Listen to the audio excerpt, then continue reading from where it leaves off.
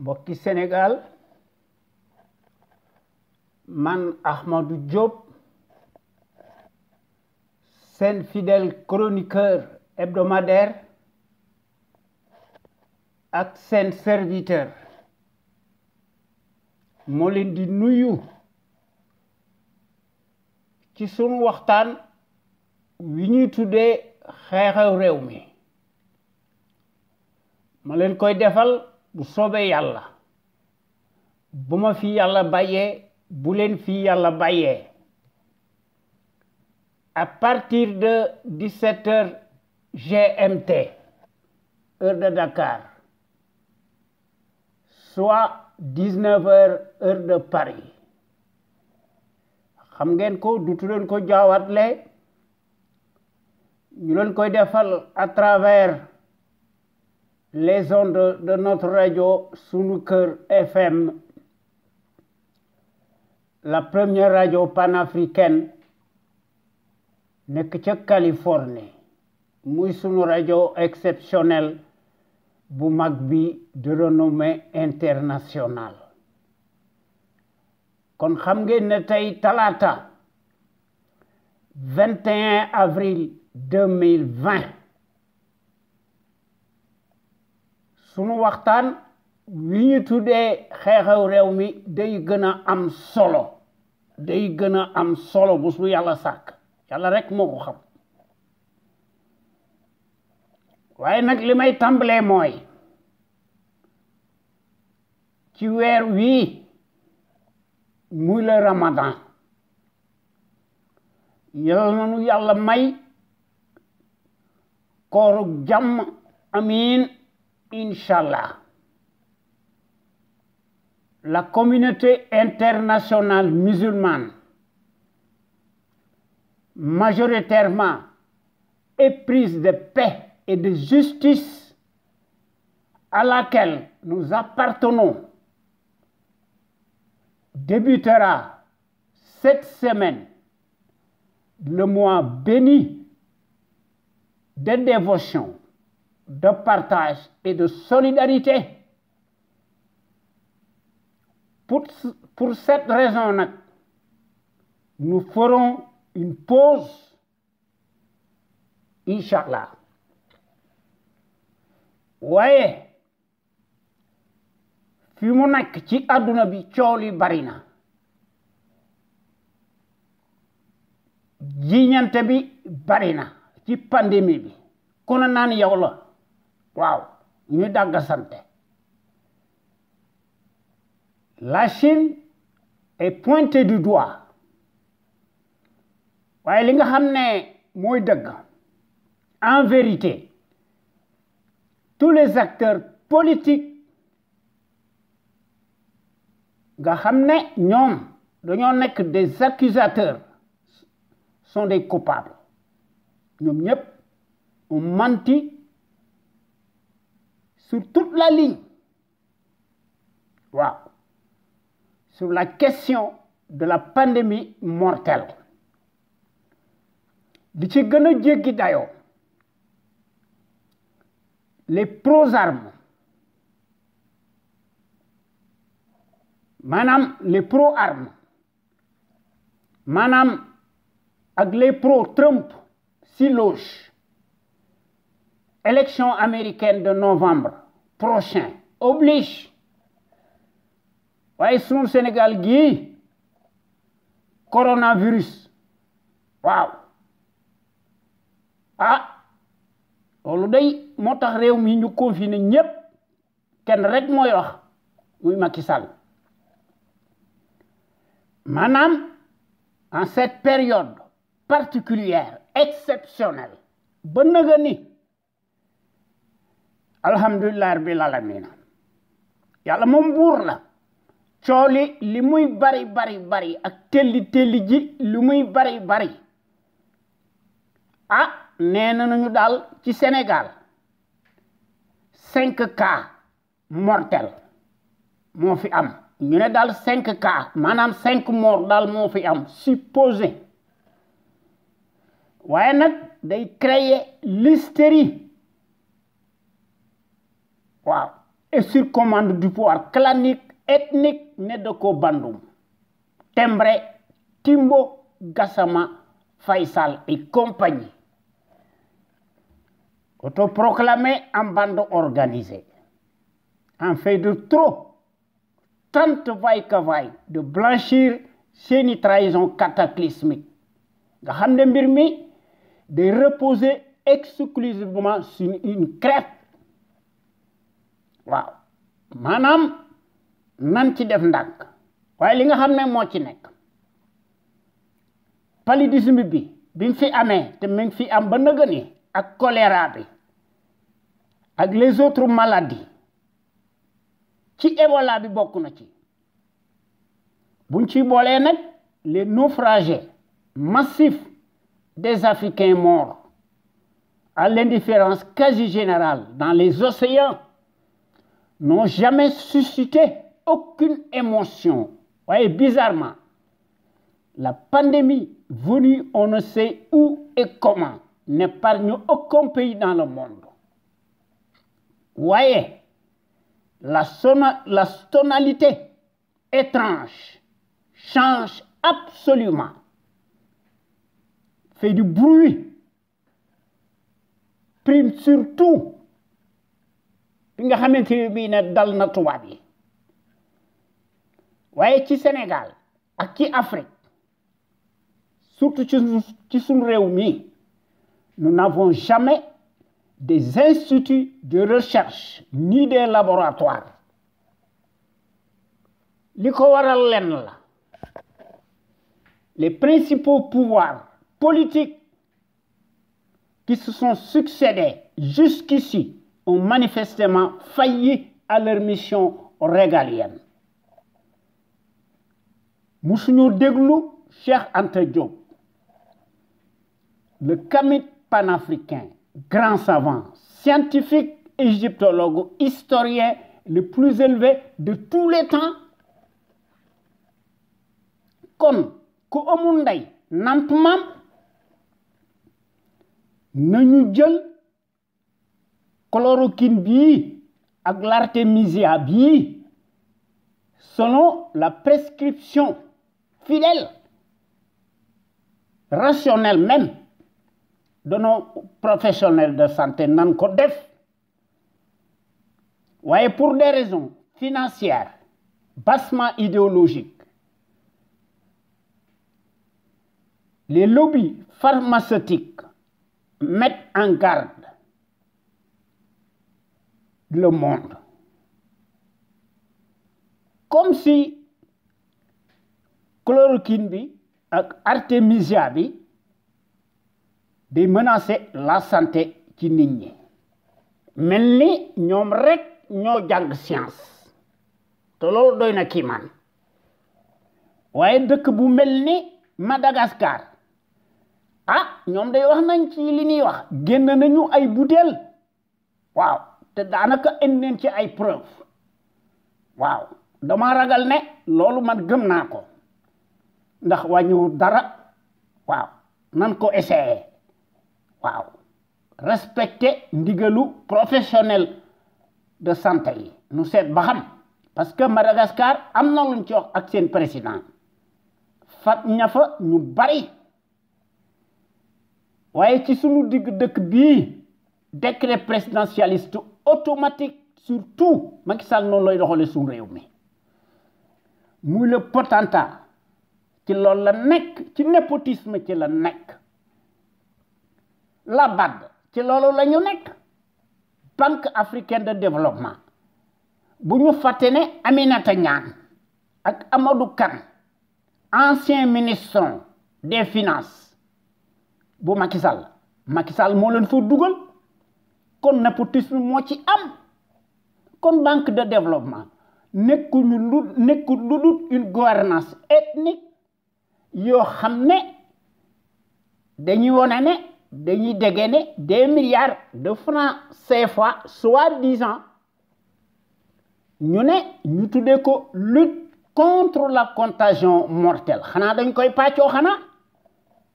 di sargal seen bopp ndax ñu am ci publicité loolu mooy le système en vase clos ethnique ci Afrique maanaam mbir mi buñ ko seetloo ba seetlu ko c'est le plan endogène ci Afrique waaye loolu li muy wundu lenn la c'est le colonialisme renversant mal placé ethnique moo fi am ci ñoo xam ne tekkiwuñu woon dara démb loolu moo fi nekk ay Timbo ay Gassama ñoo fi nekk kooku c'est la règle dans les institutions supposées en Afrique des élites corrompues corruptrices traîtresses pantins satellites n'ont jamais eu aucune vertu palpable ou moralité peu ou prou. Comme il est temps d'abroger la constitution moribonde qui a un caractère blasphématoire, nañ ko dindi sànni ko fële te Macky indi ci ay preuves yu leer nañ waxoon naa ko la semaine dernière waaw ndax Macky ci loolu la nekk une justice soumise aux ordres s'écarte dangereusement de son chemin nekk ñu dudut le jouet et aux attaches du malfaiteur Macky ci loolu la masa nekk c'est l'autocrate des décrets ci corona bi mu jox ko benn colonel te loolu amut fenn ci àdduna ci Afrique dong lañ ko gis loolu mooy guerre noppi leen ñu jox leen sand walla ca nag wa mooy li ma doon wax toujours ne Sénégal ñaata haut gradé ñoo fi nekk plus de 38 yoo xam ne dañ leen di fay 5 millions jox leen ay villa wala ñu leen di nommer ay ambassadeur kooku Afrique dong la ko gis ak ci Sénégal kon finalement mbir mi buñ ko seetloo ba seetlu ko l'oligarchie militaire à l'échelle supranationale africaine ñoom dañuy jouer seeni rôle supplétif waaw ci loolu la ñu nekk ndax ci Afrique les médiocres de référence font l'histoire à la place des bons minoritaires waaye nag dañuy segg ñii tëj ak ñi dul tëj ci Sénégal depuis 12 ans procès présumé judiciaire interminable cataclysmique surréaliste à sens unique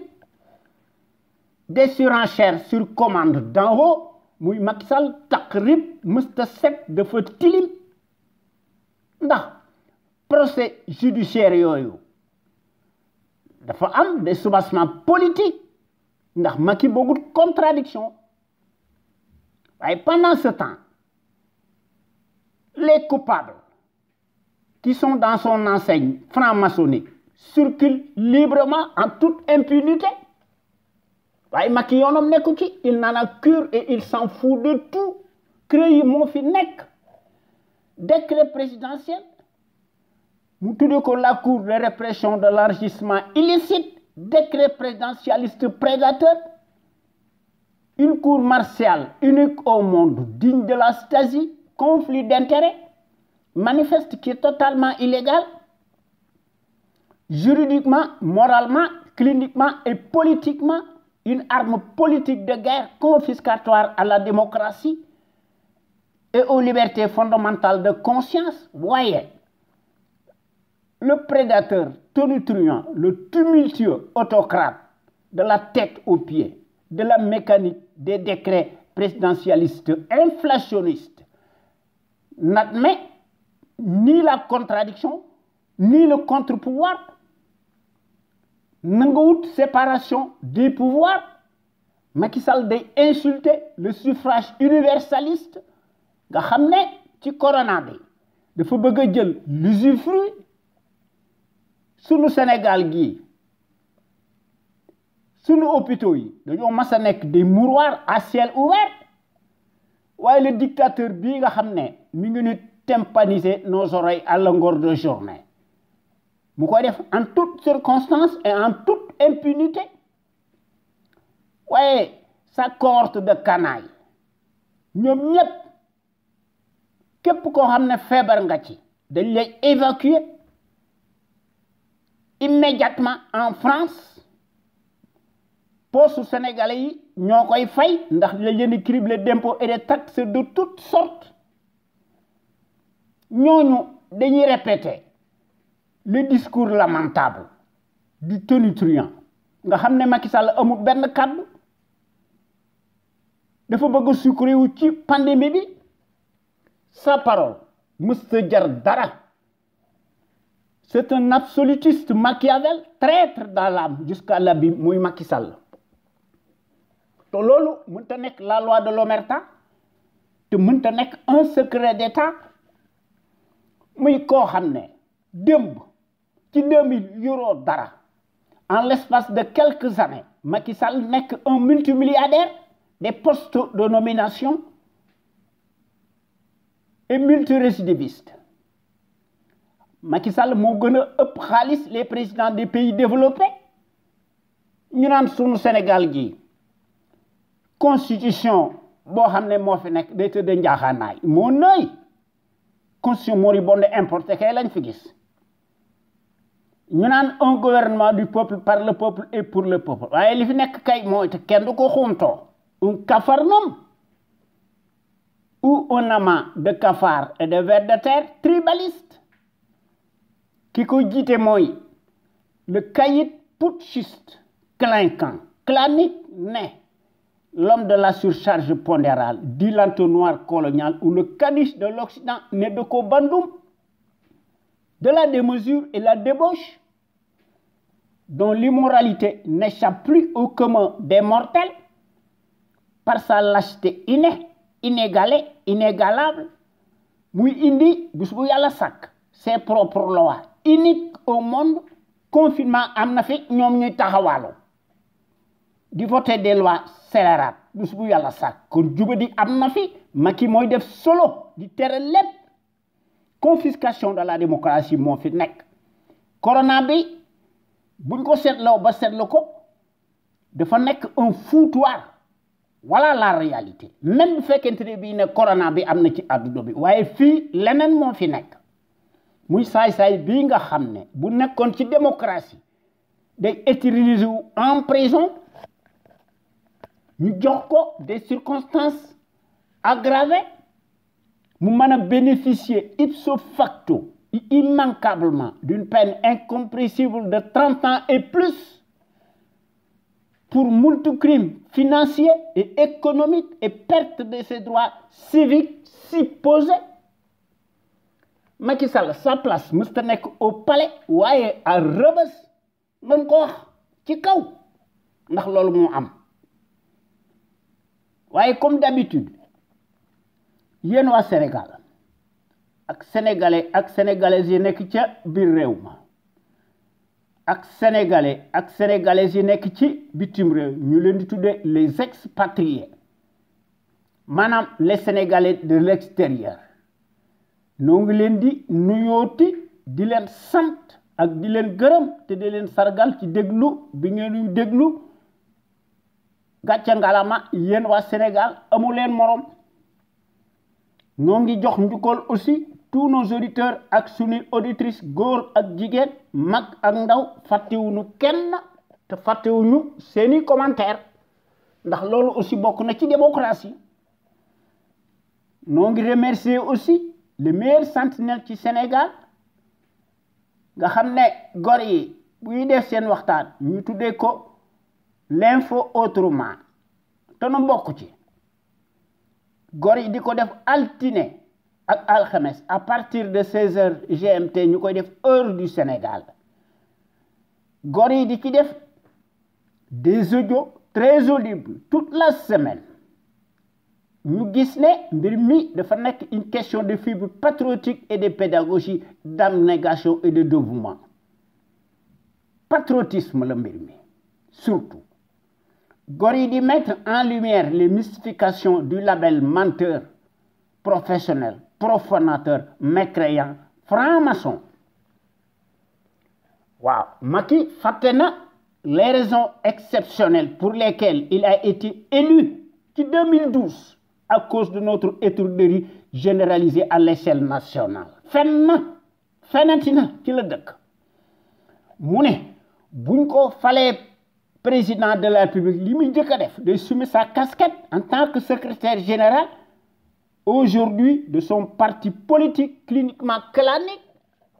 fenati na mu waxoon ne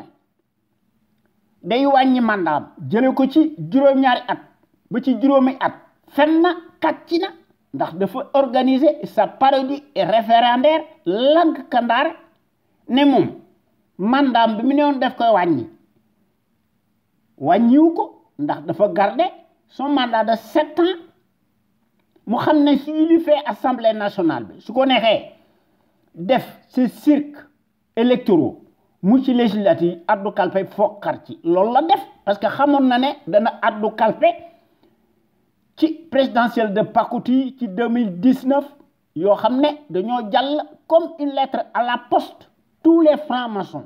ñoo ko soutenir ak seeni observateurs douteux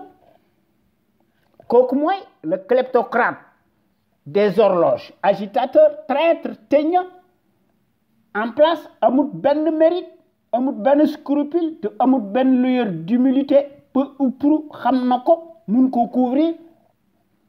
dans son fort intérieur qui est en totale putréfaction en lambeaux même. Macky est un accident de l'histoire. Macky Sall est plus dangereux qu'une enzyme.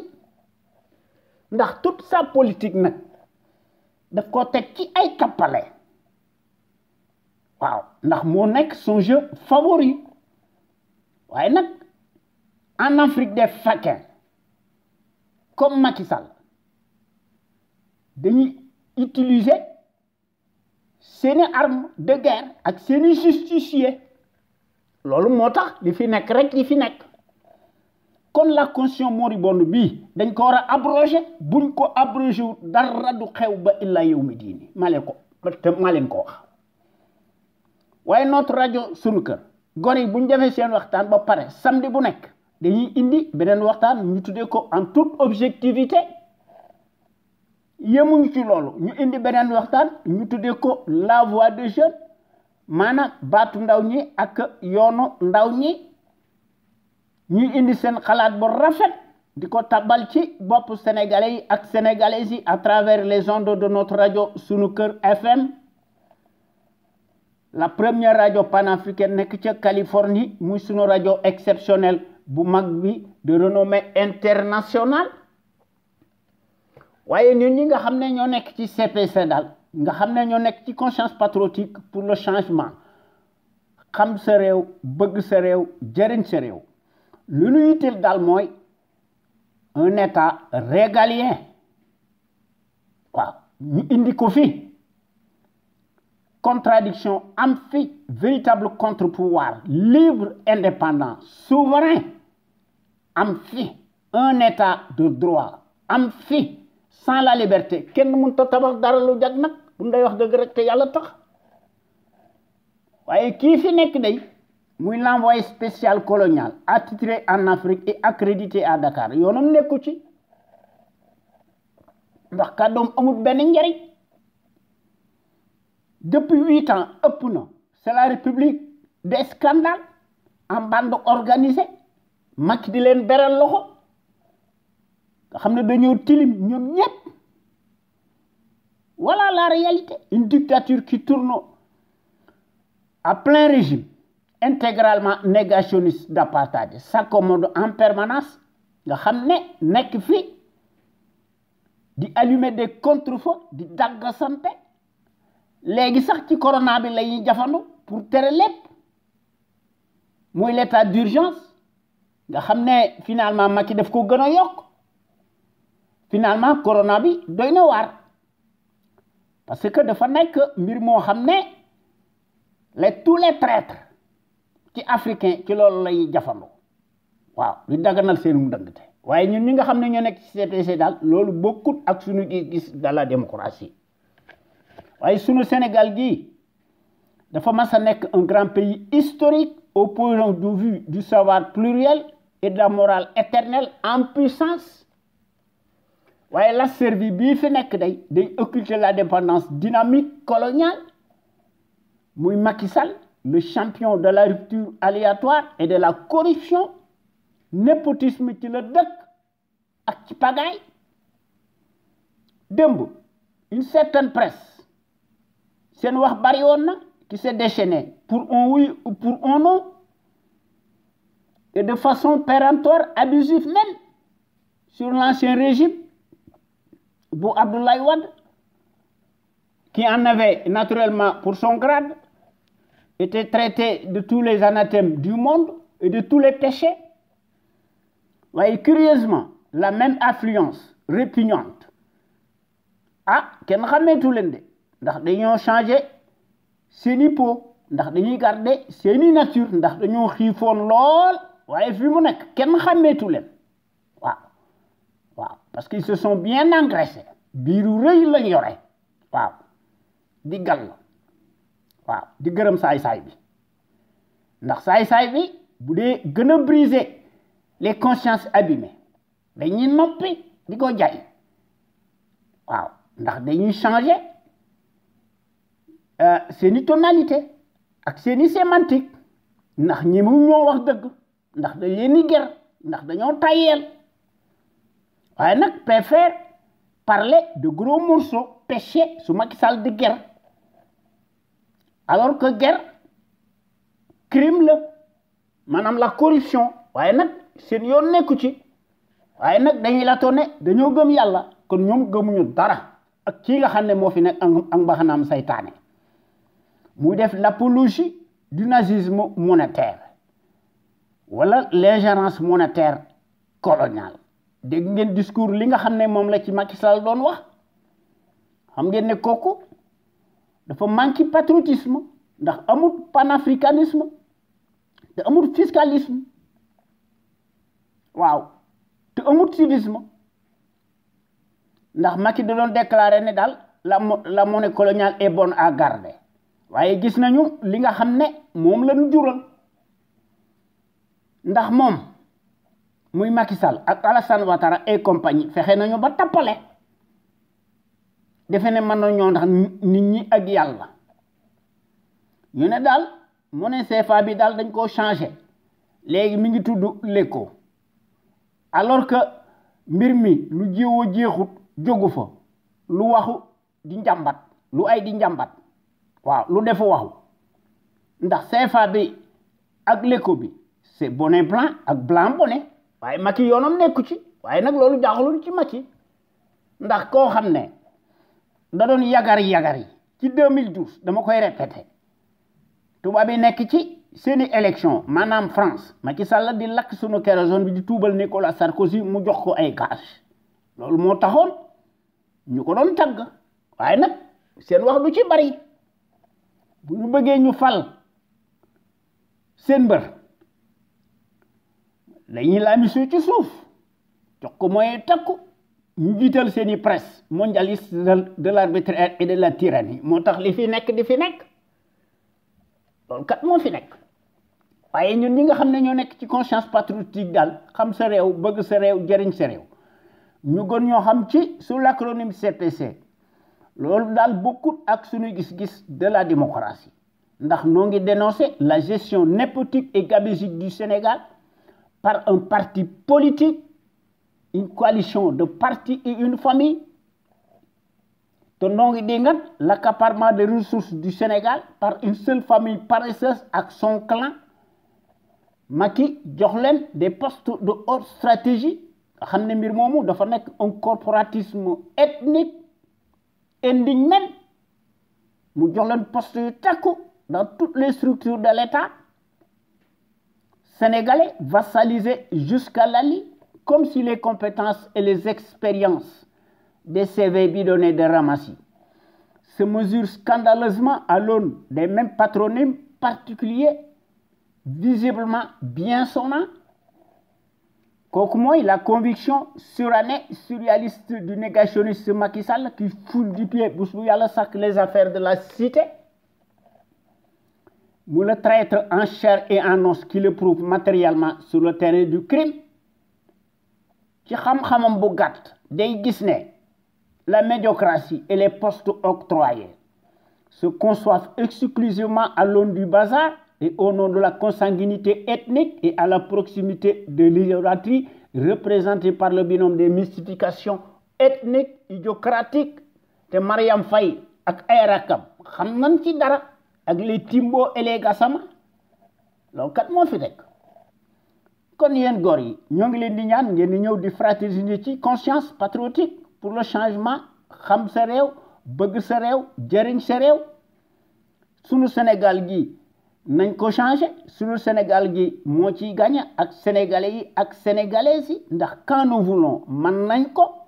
ndax nous pouvons changer radicalement dans le sens des progrès sunu réew mi ensemble tout est possible toutes les ressources humaines mi ngi fi jàngkat yi mi ngi fi boroom xam-xam yi ñi ngi fi les experts de haut niveau ñi ngi fi scientifique yi ñi ngi fi dara manqué wu fi li fi manqué kay mooy booloo am mbooloo moo fi manqué bu nu fexee ba nga xam ne ñi bëgg suñu réew mi moo ëpp fuuf ñu koy wor yaakaar nañ ne suñu réew mi dana jëm ci kanam waaye réew moo xam ne une minorité cartélisée ñu leen di ger ñu koy nangu ñu naan ay notable lañu golo di bay babu di dunde ci réew moo xam ne dañ ne ay musulman lañu xam ngeen réew moomu du mas a jëm fenn réew moo xam ne dañ naan la masla yàlla mooy fal mooy folli mel ni yàlla day xàjjale yàlla day gënale day gënalaate parce que kon discours yooyu mooy ñooñu daanaka xamuñu li alxuraan wax ndax dafa mel ni que dañoo bëgg a wax ne yàlla day faral dictateur yi nga xam ne dañuy def addu kalpe waaye li ma ci jaaxal dama koy répéter mooy pays yi nga xam ne daal c'est les plus développés nga xam ne dañoo am des logistiques infinies ku ci defut li nga xam ne daal moo la war des na la fi jëlee kon mbir mi am na lu ci nekk kon mbir mi affaire fatalisme am na ci ak résignation ak couardise loolu moo fi nekk manque patriotisme am na ci waaye nag suñu réew mi wax fi dëgg day indi musiba waaye ñun ñi nga xam ne ñoo nekk ci CPC daal bokk nañ ci porte drapeau étendard yi nga xam ne daal dañoo bëgg suñu réew mi topp ci tànk yi nga xam ne ci le véritable pays émergent yi nekk nga xam ne ñoom dañoo souverain et libre waaye baadoolo bii fi nekk day di wax nouvel ordre mondial moom day ab discours am daf koo gisee ci la charte impérialiste ci loolu lay jafandu waaw ndax daf koo yónni ndax Macky Sall moo nekk le porte-parole des nègres de service en Afrique des farandoles des élites pacotilles des pantins loolu kat moo fi nekk waaye sunu Sénégal waaye bu fi notre rajo sunu kat nekkutoon daal àdduna tukki ndax toute critique bu gën a néew kooku teg ko ci dëgg son auteur day bala moo pare le tyran encombrant autocrate day dana yónni c'est tonton Macoute ñu cueillir ko manu militaire yi ndax dañ koy defal mandat de dépôt presto illico waaye les fonctionnaires politiques daal paresseux mercenaires alimentaires tous dañuy xam noppi di sëgg se transforme allègrement en sarabande de vers de terre yi ñu doon ndax dañoo mas a nekk les symboles maléfiques des traîtres babos unifiés dans l'âme nag boivent sans répit le calice jusqu'à la lie du haut de leur rang te nag dañuy dund ci mbaggum suñu réew mi en toute impunité waaye nag ñoo dàq naan kati jantaabe te leneen la ñuy naan ndax ñoom ñenn ñi dañoo am une faiblesse des grandes bouteilles de marque euphorique ci loolu lañ nekk waaye dañuy tam ñeneen ñi ay dëmm waaw waaye nag ne tarisse pas d'éloge à l'égard du fasciste en place lequel paraît-il n'a pas de défaut mais rien que des qualités te gëmuñu ci dara ndax dañoo tàyyel ndax kii fi nekk day moom day jël ses propres intérêts mal placés lu mu wax dellu ci ginnaaw mu teg ko avec ceux de ses parrains tapis dans l'ombre ñu ko soutenir dans le secret des dieux et de façon souterraine ñu koy def au nom de la soi-disant stratégie géopolitique internationale golo di bay babu du dunde un fonctionnaire si riche daal n'est jamais synonyme de patriotisme kon kii nekkul kilifa muy Macky Sall waaye nag dafa mas a nekk un indigne chef de bande d'un parti politique cliniquement clanique te wane ne ko fukki yoon ci la dëkk ndax noonu lay gouverner contre notre volonté wane ne ko ci sunu digg penc mi ci sunu digg dëkk bi muy le pion Macky Sall le label du foutoir en chair et en os ci 2012 ba tey jii ñu koy peindre sous les défroques victimaires des leurs dem nañ sax banaan Macky Sall day bokk na ci les dirigeants les plus influents de la planète entière ci koo xam ne lépp ngay tere loo wax weddi ko kon xam ngeen ne ñooñu paternalisme la ñuy def te nag cette presse là de la référence propagandiste mondialiste de l'arbitraire et de la tyrannie ba tey jii daal dañuy jokkoo en jointure avec le vacarme hystérique de la servilité endogène en place nga xam ne seen chef muy la presse des références ak seeni baguette magique ñoom de ci loolu lañ nekk di jaay saay-saay bi waaye aujourd'hui daal plus que jamais le larbin continue de jouer sur le piano américano-français et pour cause ndax xam na li tax mu koy def waaw ndax mooy defar seen ceeb doo dégg mukk ñu critiquer ko dañ koy jaay sax naan ko ku mën a jàng nga boroom xam-xam nga loolu mooy golo di bay baabu du dunde waaye day kii fi nekk day mësta répondre à nos attentes pressantes sociales urgentes il n'en a rien à cirer waaw puisqu'il n'en a cure il n'en démord jamais il s'en fout de tout il passe tout son temps mu restreindre drastiquement davantage la liberté d'expression te gis nañ ko ci le code liberticide des communications waaw waaye nag baadoolo bi yemul ci loolu day jënd les consciences abîmées présumées notables des leurs ñu leen di arroser à coups de millions waaye yemul ci loolu de continuer de commander du matériel de répression à sa fidèle clientèle préférée waaw nag de ci loolu la nekk ay nag les populations sénégalaises siphonnées astiquées ñu leen di considérer comme un matelas financier ñu leen di cribler d'impôts et de taxes de toutes sortes ñoom day ñooy fay bor bi te bor bi day diis na gann nag loolu kenn mënu koo weddi ndax loolu kat moo fi am waaye daal li nga xam ne moo ci nekk ñun ñi nga xam ne ñoo nekk ci CPC daal suñ réew mi daal il faut que ñu teg ko dans la bonne direction suñ réew mi yilif boppam lépp lu muy def mu def ko ci coobarey boppam ndax suñu Sénégal gi mën a retrouver sa dignité ak sa plénitude ak son rayonnement boo xam ne daf koy def ci sur des bases voulues à l'instar des nations émergentes te loolu du ma tàyyi di ko wax hier comme aujourd'hui depuis 16 ans notre radio sunuker.com daal qui est à l'avant-garde et à la pointe du combat juste et pour l'émergence du Sénégal debout et fier de l'être su rajo bu mag bi daal mës a nekk ci les chantiers battus ndax su rajo bu mag bi day populariser la démocratie ndax day proposer du neuf ndax day briser les tabous te day bousculer les idées reçues te day innover ndax su rajo bu mag bi mës a nekk ci les conventions ubuesques de l'establishment s'inscrit bés bu yàlla sàkk alhamdulillah dans sa trajectoire révolutionnaire qui évolue dans le bon sens des valeurs et des progrès immenses exponentiels salutaires et indispensables pour que nous soyons capables d'assurer le destin de notre pays sur des bases voulues en toute logique, en toute indépendance et en toute conscience. Qu'on le veuille ou non, n'en déplaise à la pestilentielle apérisée, bu ndey wax dëgg rek notre média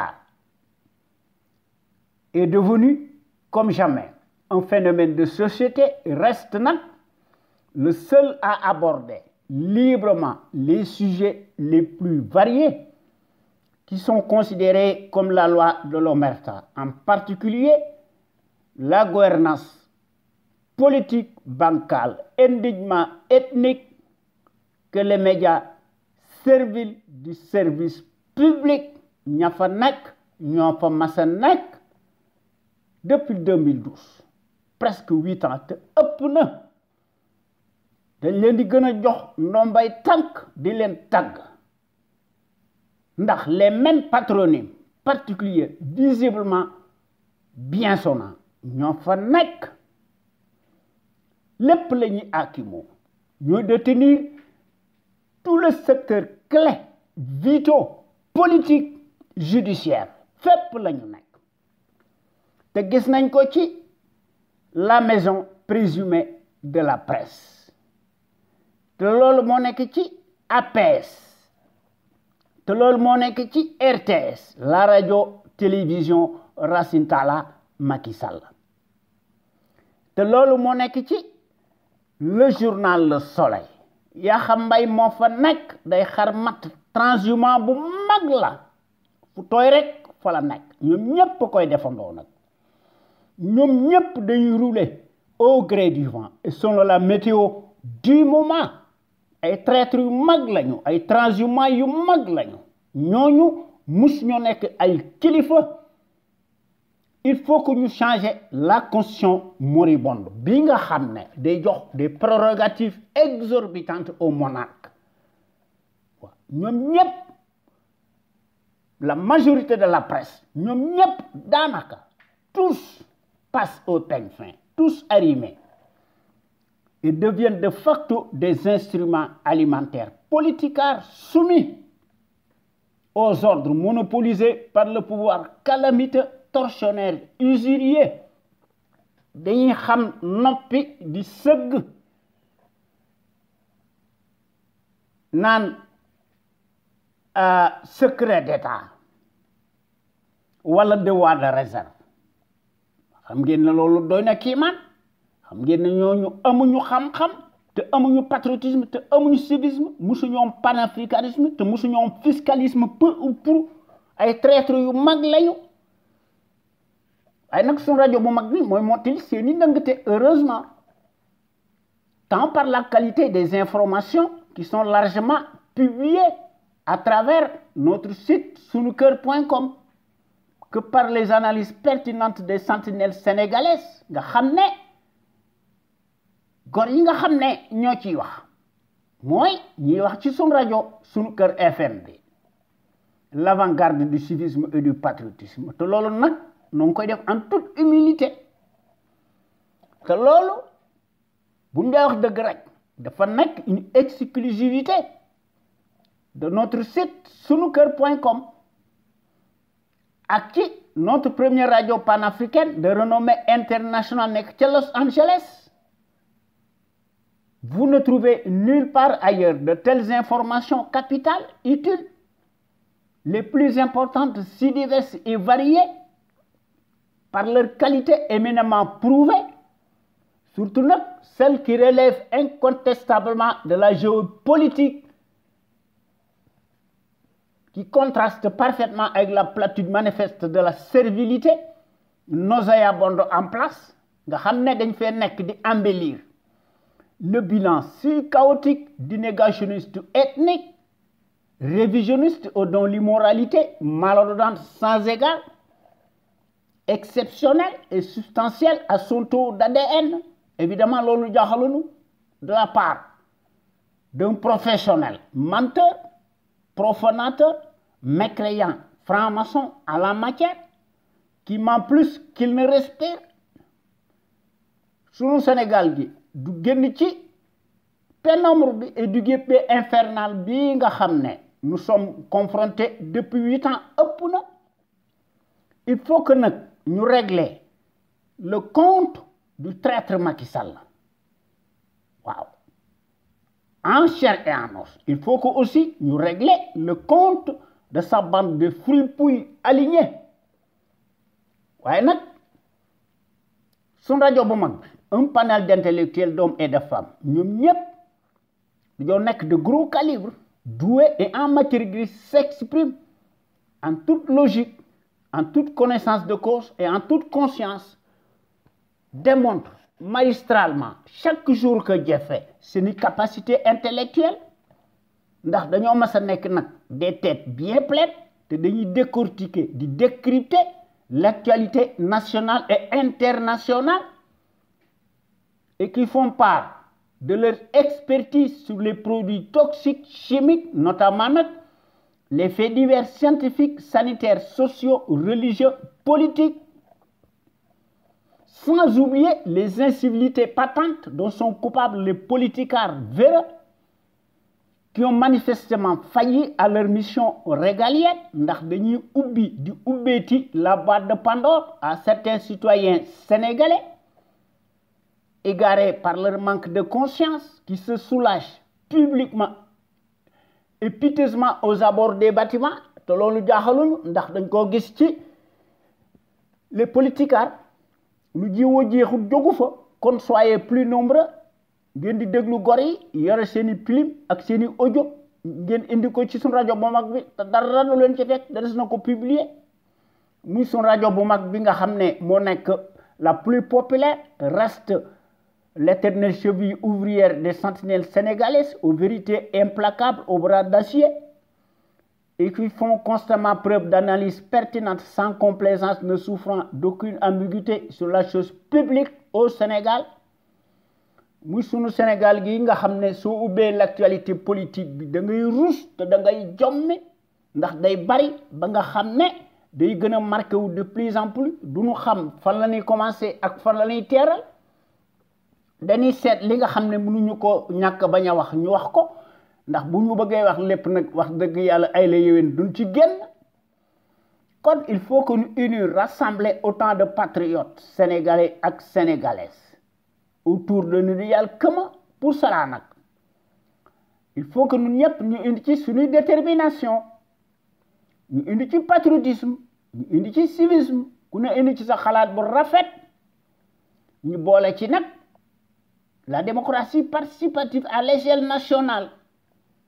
li nga xam ne nag mooy jënu wu mag bi muy la clé de voûte, maanaam la volonté politique de chaque citoyen et citoyenne sénégalaise nga xam ne sunu Sénégal gi ñu defar ko de manière que sunu Sénégal gi nekk le phare de la démocratie, plein développement économique, politique, militaire, financier am fi. sunu Sénégal gi ñu jox moyens yu takku sunu soldats si ndax ñu mën a assurer la sécurité de nos frontières aériennes et terrestres, ndax ku lay dimbali day ëmb sa sangal. waaye pays yi nga xam ne dañoo libre et souverain et indépendant daal ñu koy def en action matérielle sur le terrain, ñoom day kenn du tiim seeni espace aérien ak terrestre, waaye ku ko jéem day li ci fekk dana la ci fekk. te ñoom sax su fekk su fa seen réew yi amee des ressources naturelles dañ koy nangu këf ko nationaliser ko. maanaam su fa amee des entreprises pétrolières et gazières dañ koy fokkar ci nangu ko te dara du leen ci fekk ndax ñooñu ay patriotes lañu. te loolu bokk na ci démocratie, te loolu aussi bokk na ci jaamu yàlla. waaye nag suñu réew mi leneen moo fi nekk ndax Cheikh Anta Diop day gisuma benn politicard bu koy tudd ndax yaakaar nañ ne ku ko ci tudd day du too mas a ñëw France. waaw muy Cheikh Anta Diop, le visionnaire hors pair, l'éternelle figure de proue charismatique, le gros calibre homme d'honneur, le kamit historien scientifique panafricain de tous les temps. moom day naka jekk daf ko da bind na ci téere yu rëy ndax dafa mas wax ne l'Afrique day doit opter pour une politique de développement scientifique et intellectuel et y mettre le prix. Sa vulnérabilité excessive des 5 derniers siècles est la conséquence d'une déficience technique. Le développement intellectuel est le moyen le plus sûr de faire cesser le chantage, les brimades, les humiliations. L'Afrique peut redevenir un centre d'initiative et de décisions scientifiques au lieu de croire qu'elle est condamnée à rester l'appendice, le champ d'expansion des pays développés. waaye day du ma tàyyi di ko wax constitution moribonde bi day il faut que ñu approcher ko lu nu mën a def nag waaw maanaam il faut que ñu réformer ko impérativement muy le régime présidentiel prédateur ñu remplacer ko nag par un régime parlementaire beaucoup plus juste et beaucoup plus équitable et beaucoup plus démocratique leneen lu nu mën a def du jariñ dara ndax day nekk lu dul un coup d'épée dans l'eau kon sunu Sénégal gi il faut que ñu tabaxaat ko remodeler ko de manière qu'il soit dynamique ñu indi fi des principes démocratiques et des institutions fortes inviolables respectées par des patriotes sénégalais ak sénégalaises imbus de la fibre d'honneur le tout nag suñ fi bëggee am une gouvernance irréprochable ak un état de droit boo xam ne suñ fi delloosiwaatee restaurer fi le régime parlementaire président de la république day nekk lu dul un symbole te loolu dafa nekk notre tâche primordiale kon il faut que ñu créer les conditions obligatoires boo xam ne véritable gouvernance politique économique saine transparente financière attentive seet li nga xam ne mooy les intérêts vitaux nationaux incessibles légitimes de la nation sénégalaise waaw maanaam les intérêts supérieurs waaye nag pour toute raison nag loolu il faut que ñu teg ci suñu bopp réew mi de véritables sentinelles sénégalaises charismatiques de manière qu'elles soient en mesure ñu créer fi une impulsion dynamique pérenne cela étant dit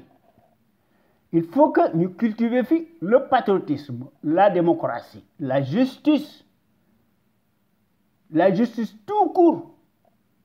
maanaam la justice sociale l'éthique l'équité l'unité nationale am fi sécurité am fi sans lesquelles dara du xew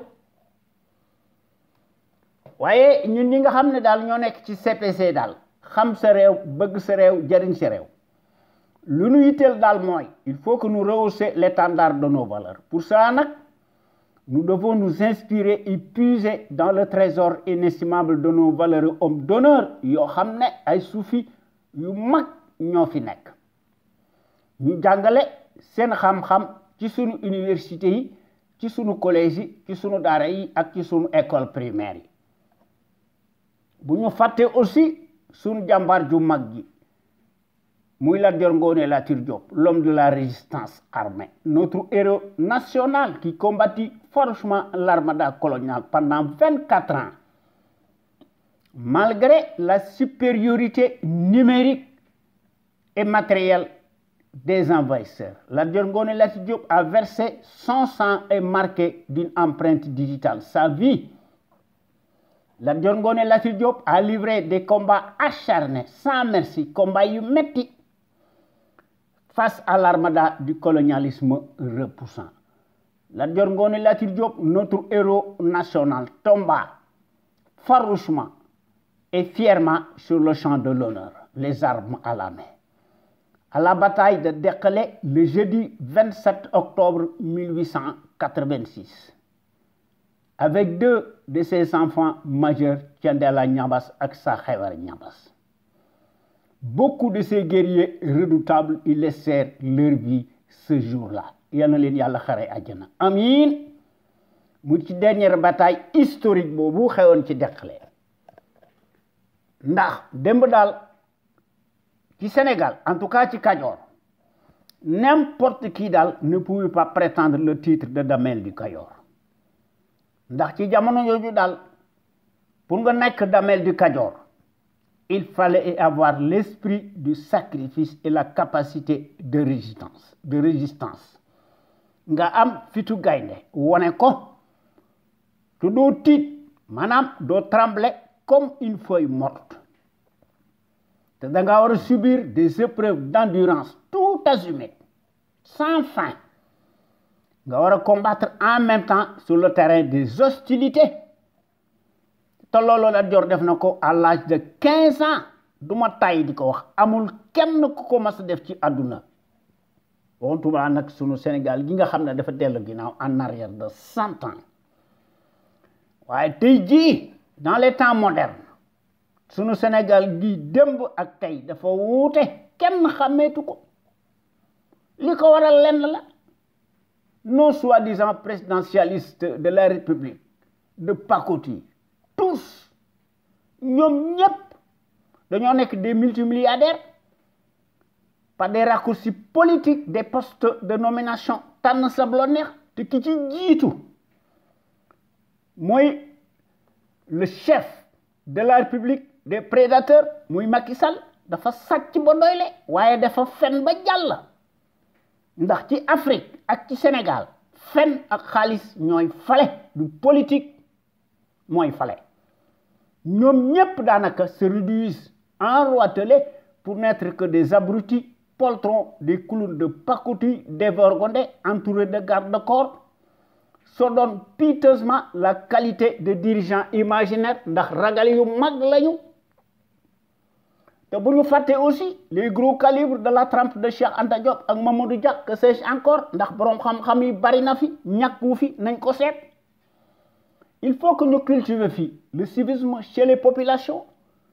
le civisme mooy impliquer le réflexe décent de tout citoyen responsable qui a sa place dans la société.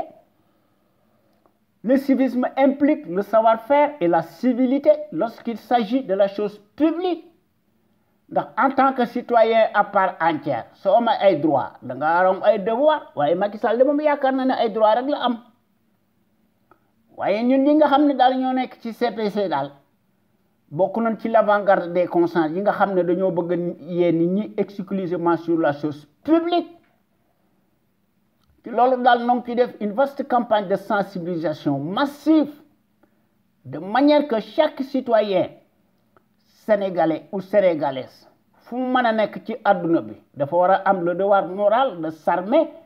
de son bulletin de vote mu seet ki nga xam ne biiram set na ginnaawam set na te kenn musu ko takkal ci dara ñu seet kan mooy ndeyam kan mooy baayam fan la jànge baayam lu mu tekki woon waaw ñu gëstu histoire famille am ba xam ci lañ la nekkoon ay traître lañ woon wala ay résistant lañ nekkoon waaye day ci Sénégal day fii mu nekk tubaab bi day ci ñu gën a tàmm mooy ki nga xam ne day wor maanaam ki nga xam ne day cultiver la trahison te loolu mooy Macky Sall kon tubaab bi dañoo xam la cartographie politique ci Sénégal ak ci Afrique ndax xamoon nañu qui avait fait quoi et qui était qui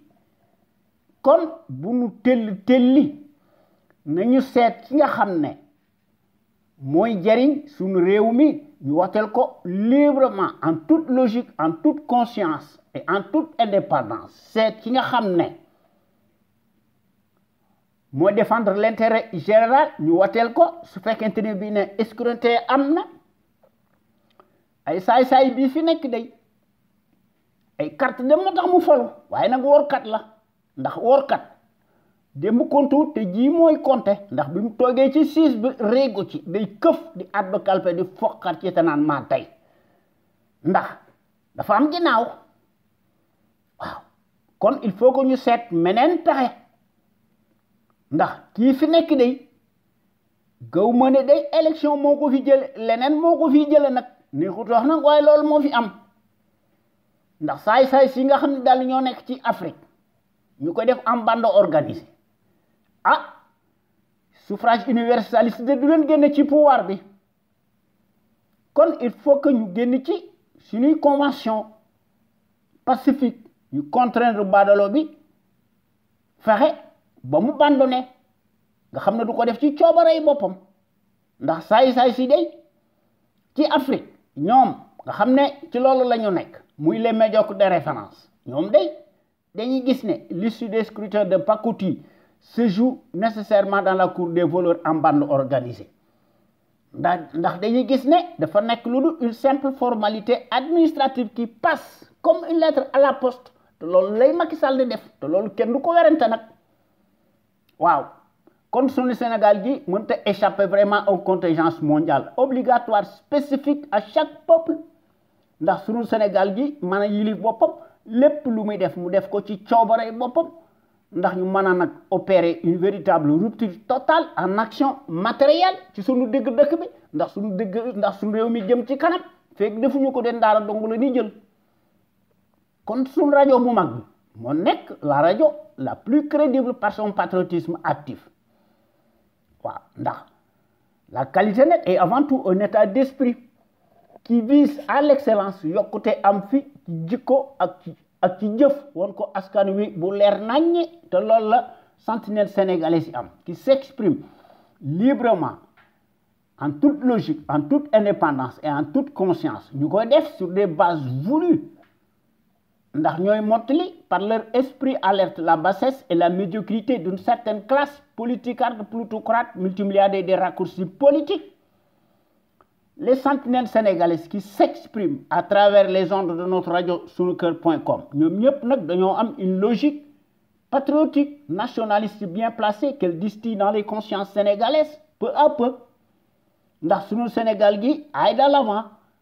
ndax mu mën a topp ci sur la trajectoire des grandes nations émergentes nga xam ne ku leen tooñ ñu diggaale ko yow bam saf sap te loolu day sunu rajo bi am na ko ndax quant à elle nag historiquement et présentement et par définition bu lay wax dëgg rek te yàlla tax elle est la référence exemplaire et à la différence d'une certaine servitude achetable de référence s'accommode mécaniquement hystériquement par la désinformation et la manipulation n'agit qu'au doigt et à l'œil du régime capitulaire négationniste et de son chef valet menteur professionnel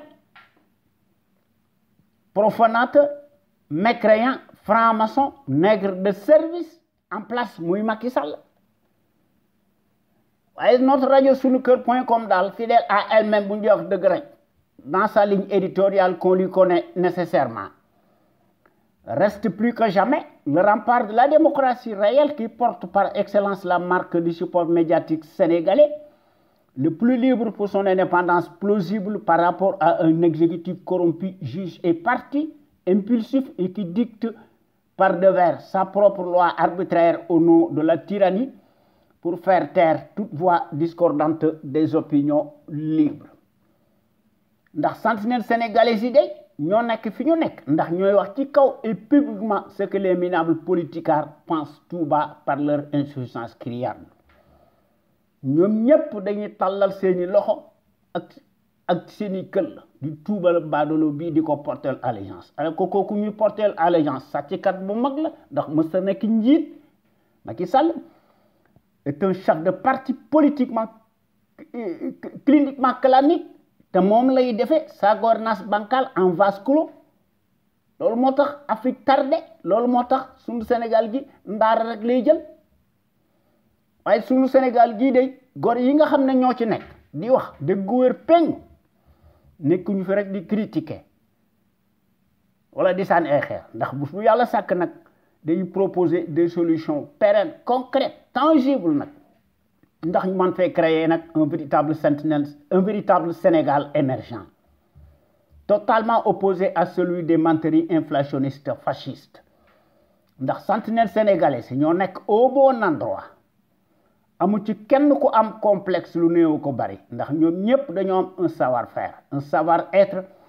un savoir productif actif yoo xam ne wax dëgg yàlla kenn mënu ko weddi kon nag tey danañ wax ci sunu thème tey bi maanaam sunu thème tey bi noo ko intitulé spéciale émission Cheikh Ahmadou Bamba Mbacké Khalima Diakhaté Kala et Lat Dior Ngoné Latyr Diop ou trois grandes figures historiques exceptionnelles au Sénégal nan ci wax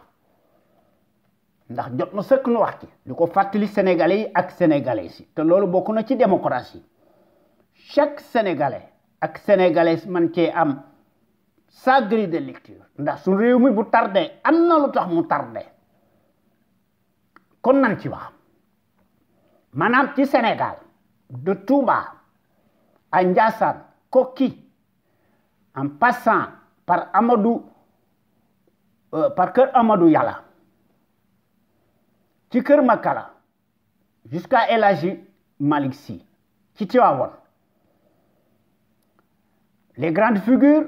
historiques emblématiques exceptionnelles muy Cheikh Ahmadou Bamba Mbacké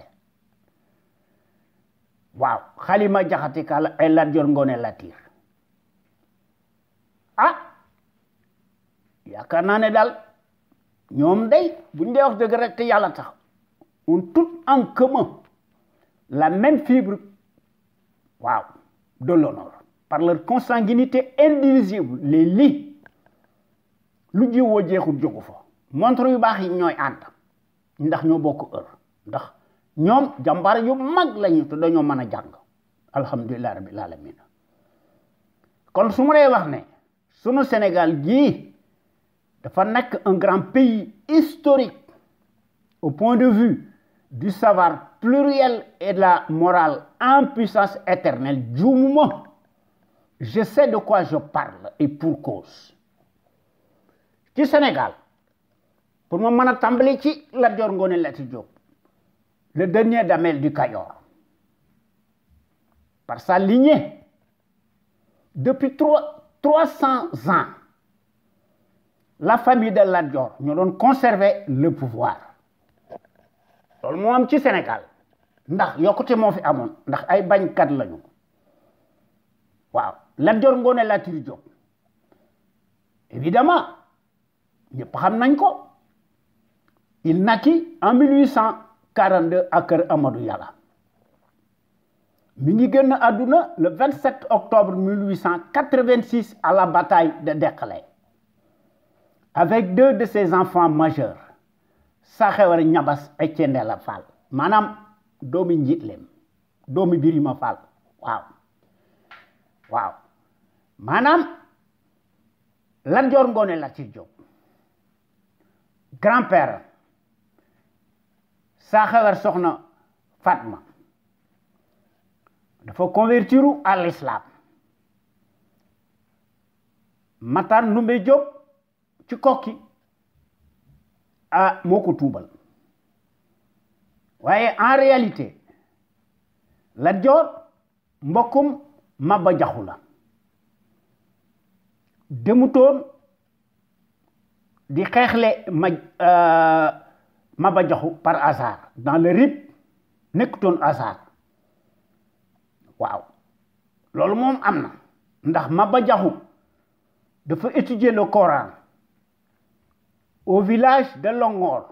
côté Thilmakha Mbakol la un des villages historiques nga xam ne l'arrière-grand-père de Lat Dior moo ko fondé kon Lat Dior mbiram mënu si cee wax mu jeex Sëriñ Cheikh Ahmadou Bamba ay mbiram kenn mënu cee wax ba doo fàtte dara y compris Halima Diakhaté Kala nga xam ne moom danañ ci wax tout à l'heure waaye li nga xam ne moo jotalee Lat Dior ak tubaab bi naturellement mooy la construction du chemin de fer Dakar-Saint-Louis ndax les troupes d'occupation militaire étrangère Lat Dior da leen doon bañal loolu parce que maanaam l'implantation arachidière ci Sénégal wax na dëgg te Halima Diakhaté Kala moo nekkoon son conseiller moo ko digtal Lat Dior Ngoné Latyr Diop ci loolu la nekk ndax Lat Dior appartenait à la noblesse de l'ethnie wolof maanaam les garmis waaw ndax Lat Dior dafa descendre de la branche des nobles ci géej nga xam ne ngi trouver seeni origine chez les Ceddo waaw les Guet Njaay muy l'ancêtre des Diop waaw nga xam ne ci Njaajaan Njaay la ñu jógee ci Jolof waaw ndax Lat Dior dafa commencé woon di maanaam dafa commencé woon di inquiéter tubaab yi ndax tubaab yi dañoo bëggoon a def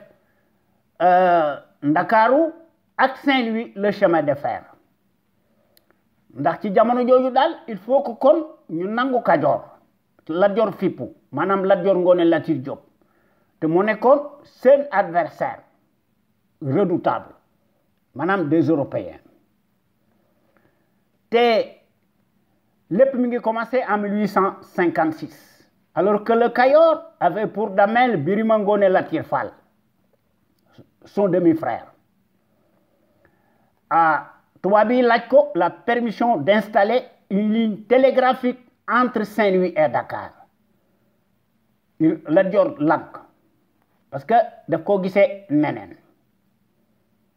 waaye li nga xam ne moo ci nekk Birima meurt en 1859 waaw loolu moom moo ci am waaye li nga xam ne moo ci nekk après la mort de Birima un nouveau Damel est élu par le conseil des grands électeurs maanaam Makodou Koumba Yandé Mbaro maanaam Makodou ayant refusé l'offre que les Européens avaient faite au Damel précédent Faidherbe dafa décider de chasser le Damel Makodou qui était contre ses intérêts waaye les ceddo de Makodou et l'armée de Faidherbe s'affrontent lors de la bataille de Gati Faidherbe perte ci nit ñu bari waaw loo xam ne kenn du ko werante waaye Makodou Degen Kodou soutenu par Faidherbe et élu par les grands notables du Kajoor nga xam ne Faidherbe bokk na fekke woon na intronisation boobu ci Kajoor ci Mbul waaye ci jamono jooju Lat Dior mi ngi doon briguer le titre honorifique par son courage de Damel waaw nga xam ne finalement mbir mi amoon na lu ci am ndax tubaab bi Majoojo la ñu faraloon ndax Majoojo aussi était favorable aux Français c'est pour cette raison que Lat Dior décidait la lutte contre les Français waaw ndax mu mën a dàq tubaab yi définitivement du Kajoor li koy wone mooy Lat Dior et ses partisans dañoo écraser Majoojo ci bataille Kokki boobu nga xam ne en 1861 waaye ba tey Majoojo est soutenu par le gouverneur Jory Guibéry mu di ko jéem a remettre au pouvoir waaye Majoojo dafa perte en crédibilité auprès du peuple Lat Dior profito pour le chasser définitivement du Kajoor ndax Lat Dior jàmbaar ju mag la woon waaye comme tubaab bi moom ci loolu la masa nekk mu daal di attaqué Lat Dior waaw maanaam le sachant Damel Majoojo demande de l'aide ci tubaab yi waaye le 29 décembre 1863 mu amoon benn expédition composée de 140 soldats français appuyés par plusieurs centaines de partisans de Majoojo commandé nga xam ne ki sefoon kii boobu armée boobu muy Majoojo waaw nga xam ne ki ko dimbali aussi muy le capitaine du génie Lawrence ñu marché contre Lat Dior waaw waaye comme Lat Dior xamoon ne dana ñëw Lat Dior tendre leen une embuscade à Ngol-Ngol mu duma tubaab yi duma yu wér yu wóor loo xam ne kenn du ko werante Pinet-Laprade mer bëgg a rétablir la situation en faveur des Français waaye Lat Dior dafa dem ci Njambur waaw ndax mu mën a seet ndimbal ci musulman yi waaw ak ci Bawol Lat Dior ak ses ceddo dañoo xeex contre Pinet-Laprade ndax dañoo rencontré wu ci Loro c'est la fameuse bataille de Loro muy ci le 12 janvier 1864 xam nañu li nga xam ne moo ci nekk ndax ci xeex boobu beaucoup de guerriers de Lat Dior ont perdu waaye Lat Dior dafa fippu kon kan mooy Lat Dior Ngoné Latyr Diop loolu aussi il faut que nit ñi xam ko ndax Lat Dior Ngoné Latyr Diop baayam mi ngi tudd sa xewar soxna Mbay Diop ak Linguère Ngoné Latyr Fall kooku mooy kan nañu taxaw foofu tuuti tout d'abord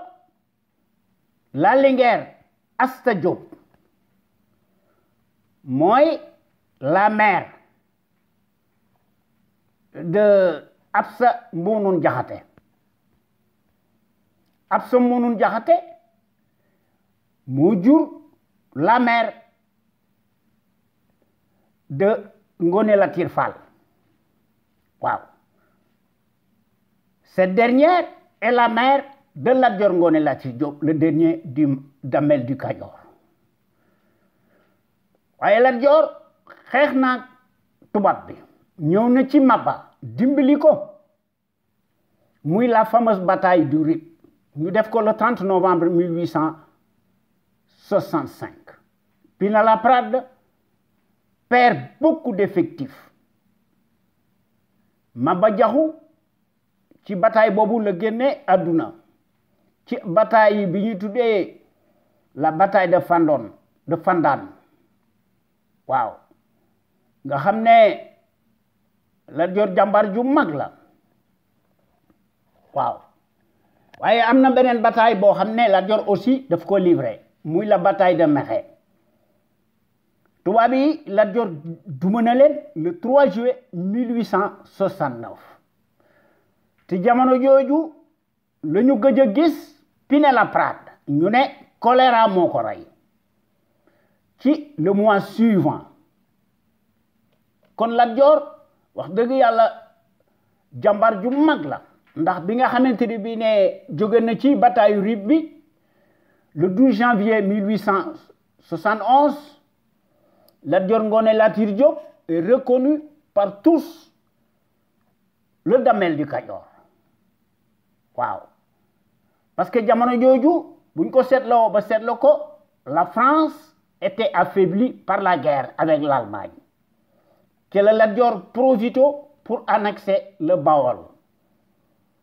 ndax mu mën a cumuler le titre de Damel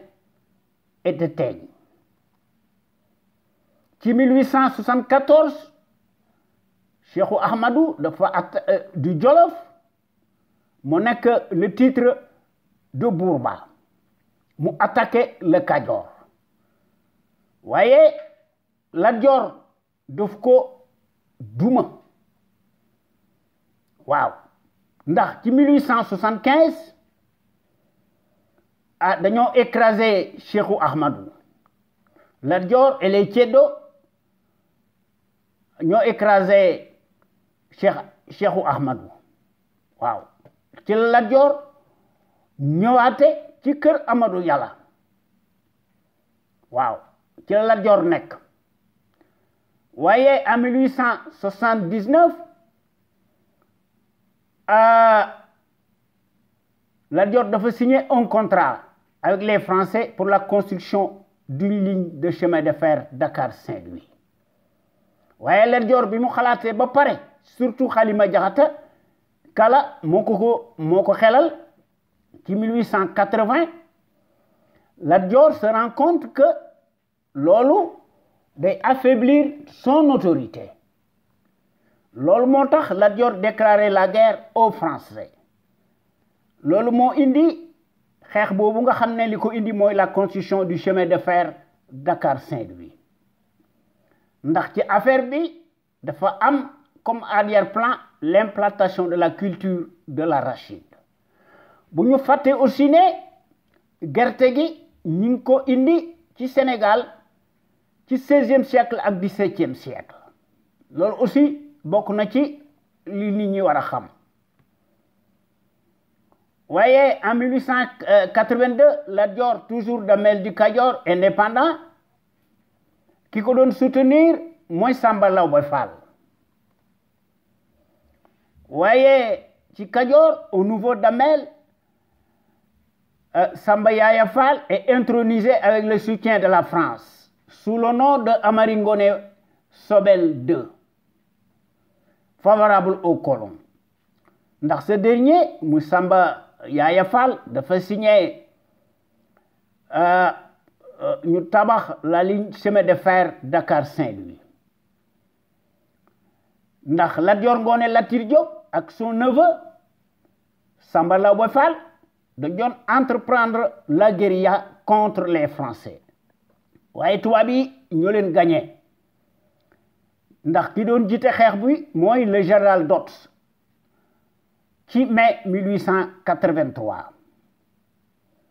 ci la Samba Yaya Fall Amari Ngoné Fall est déchu du pouvoir et remplacé par Samba Laobé Fall. Ndax chemin de fer bi ñu ngi ko inauguré en 1885 maanaam 1 an après ci la Lat Dior génne àdduna. Waaw loolu daal moo ci am waaye li nga xam ne moo ci nekk ci côté Halima Diakhaté Kala ak Lat Dior muy Absa Diakhaté. Absa Diakhaté mooy yaayu Halima Diakhaté Kala. Yaayu Halima Diakhaté Kala ki ko jur mooy Soxna Mbacké. Waaw Soxna Mbacké doomi Mam Maram Mbacké la. Waaw Soxna Mbacké moomu moo nekkoon aawo la première femme de Ndiamé Diakhaté ak la Linguère Absa Diop maanaam moo nekkoon la seconde femme de Ndiamé Diakhaté. Absa Mounou Diakhaté ak yaayu Xaali mi ngi tudd Absa Diakhaté moo jur Xaali ñaar ñooñu ñoo bokk le même père. Ndiamé Diakhaté mooy seen baay moo fondé le village de Médina Diakhaté au lieu de Mérina Diakhaté. Waaw Moussé Daro mooy baayu Halima Diakhaté Kala kon ma Diakhaté Kala moo l'oncle de Lat Dior Ngoné Latyr Diop le dernier Damel du Kajoor. Loolu moom am na. Parent de Cheikh Ahmadou Bamba Mbacké di Khadim Rassoul en arabe mooy serviteur du prophète Mohammed, fondateur du mouridisme et de la ville sainte de Touba, né vers 1853 nga xam ne ay waajuram mooy Mam Mor Anta Sali Mbacké et de Mam Diarra Bousso. Waaw Mam Mor Anta Sali Mbacké mooy baayu moo jur Serigne Touba te moo jur aussi Mam Mor Anta Sali moo jur Serigne Cheikh Absa. Waaw te loolu nan fi taxaw tuuti maanaam à noter que la mère de Serigne Cheikh Absa ki ko jur mooy le frère de Halima Diakhaté Kala maanaam frère boobu doomam la ñu may Mam Mor Anta Sali frère Halima Diakhaté Kala la grand frère am la qui a disparu à la fleur de l'âge. Halima Diakhaté Kala moo nekkoon l'écrivain philosophe maîtrisant à la fois le Coran, l'arabe. Plusieurs fois dañ ko mettre en résidence surveillée ndax dafa amoon des joutes épistolaires moo doon déranger l'administration coloniale. te bu ñu seetloo histoire bu Halima Diakhaté Kala taal boo gis ci Sénégal ci suñ réew mi gilinam ma nga fa pour dire la vérité, rien que la vérité. Par ailleurs, soxna Fatma Thioub Diop nga xam ne est la fille de Amadou Makhourédia Diop waaw kooku yaayam moo jur Gaynde Fatma waaw soxna Fatma Thioub Diop moo jur yaayu Serigne Cheikh Gaynde Fatma waaw Gaynde Fatma moo nekk le fils de Serigne Modou Moustapha Mbacké. Lui-même est le fils aîné de Cheikh Ahmadou Bamba Mbacké, fondateur du mouridisme. Kon merci góor yi ci déglu bi ngeen ñu déglu à travers sunu émission bi ñuy tuddee xew-xew réew mi ñu leen koy defal à travers la première radio panafricaine nekk ca Californie muy sunu radio exceptionnelle bu mag bi de renommée internationale merci jërëjëf.